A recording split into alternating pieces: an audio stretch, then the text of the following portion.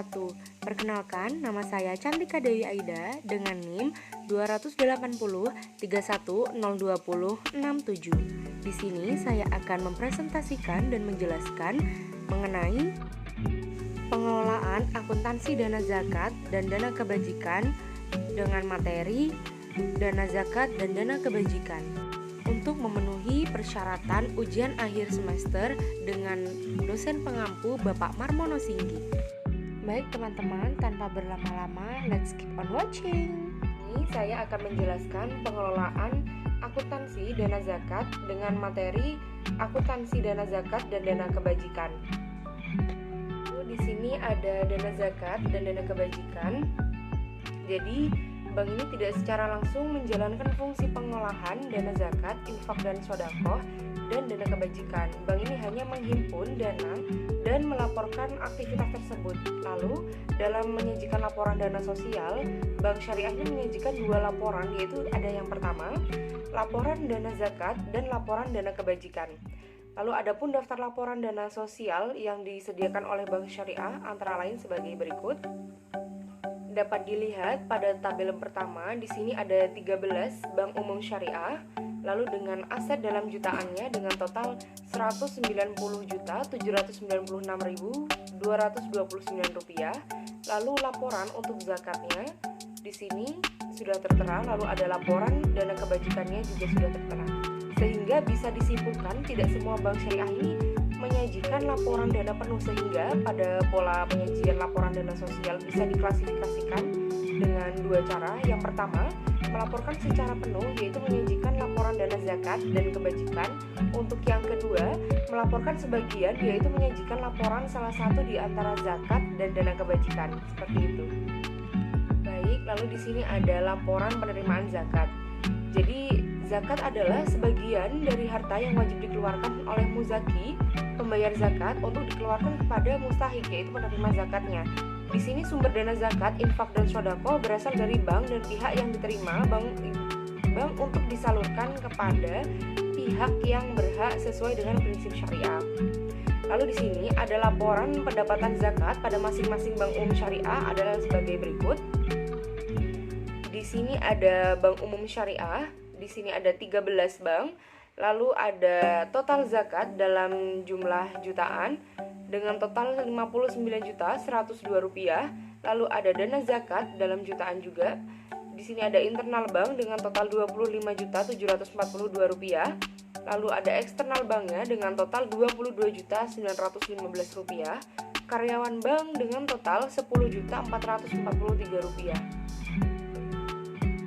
Jadi aspek yang dilaporkan dalam dana zakat antara lain dari lembaga zakat, dari karyawan zakat, lalu dari masyarakat. Di sini ada pada PSAK nomor 101 terdapat dua unsur dana zakat, yaitu yang pertama zakat dari bank dan zakat dari eksternal.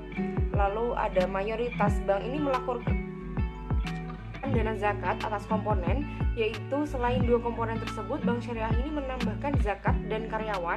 Lalu pada laporan keuangan 2015, dana zakat yang dilaporkan untuk masing-masing komponen penerimaan zakat antara lain ada 4. Jadi yang pertama itu zakat dari internal bank sebesar 25,3 miliar rupiah.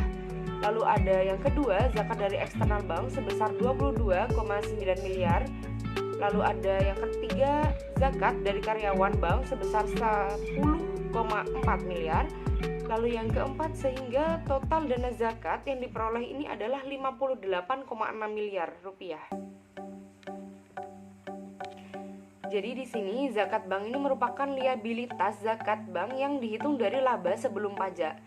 Nah, bank ini telah menghitung besarnya biaya zakat sebesar 2,5% dari laba sebelum zakat dan pajak penghasilan untuk tahun yang terakhir pada tanggal 31 Desember 2015. Adapun pembayaran zakat, bank disetujui oleh Rapat Umum Pemegang Saham atau RUPS. Nah, bank yang belum melaporkan dana zakat dari internal bank antara lain, yang pertama ada PT Bank Syariah Bukopin, yang kedua ada PT Maybank Indonesia, lalu ada PT BTPN Syariah dan PT Bank Aceh Syariah. Di sini laporan sumber dan penyaluran dana zakat merupakan laporan yang menunjukkan sumber dana penyaluran dalam jangka waktu tertentu serta dana zakat yang belum disalurkan pada tanggal tertentu begitu. Jadi bank ini tidak secara langsung menjalankan fungsi pengelola dana zakat, infak dan sedekah dan kebajikannya seperti itu. Lalu seperti zakat pegawai, nasabah dan umum ini merupakan titipan dana zakat, infak dan sedekah dari pihak-pihak tersebut begitu. Lalu bank yang belum melaporkan dana zakat dari eksternal bank antara lain seperti PT Bank Syariah Bukopin, PT Maybank Syariah Indonesia, PT BTPN Syariah, lalu ada PT Bank Victoria Syariah, lalu yang selanjutnya ada PT Bank Jabar Banten Syariah, dan yang terakhir PT BCA Syariah. Seperti itu. Baik, selanjutnya di sini dana kebajikan itu terdiri dari denda, pendapatan non halal dan pendapatan lainnya. Lalu dana kebajikan yang dilaporkan oleh bank syariah adalah sebagai berikut. Dapat dilihat di tabel nomor 3. Di sini dengan tabel nomor 3 dengan keterangan bank umum syariah ada 13 bank. Lalu dengan total dana kebajikan dalam jumlah jutaannya Rp85.492. Lalu dana kebajikan dengan denda totalnya 79.891 juta. Lalu ada pendapatan non halal dengan total Rp3.332. Lalu ada yang lain-lain dengan total Rp2.390.000. Jadi pada laporan keuangan Bank Syariah tahun 2015 total dana kebajikan yang dilaporkan adalah sebesar Rp85 miliar, yang tertinggi dalam beberapa pos yaitu jadi ada 3. Yang pertama dari denda sebesar 79,4 miliar, yang kedua dari pendapatan non halal sebesar 3,2 miliar, yang ketiga dari pendapatan lainnya sebesar 2,3 miliar rupiah. Jadi bank yang belum melaporkan kebajikan pada laporan keuangan tahun 2015 yaitu ada PT Bank Aceh Syariah. Bank ini tidak melaporkan dana kebajikan secara keseluruhan beserta dengan komponennya yaitu denda pendapatan non halal tidak ditampilkan dalam laporan keuangan 2015 seperti itu. Kenapa? Karena hal ini disebabkan oleh bank. Jadi ini baru mengkonversi kegiatan operasionalnya dari konvensional menjadi syariah pada tahun 2015. Jadi Bank Aceh ini melaporkan pendapatan non halal pada laporan sumber dan penggunaan dana KOR nilainya adalah 124 juta, sedang pendapatan lainnya sebesar 1,142 juta. Oke teman-teman, sekian video pembelajaran dari saya. Semoga mudah dimengerti. Mohon maaf apabila ada kesalahan. Wassalamualaikum warahmatullahi wabarakatuh.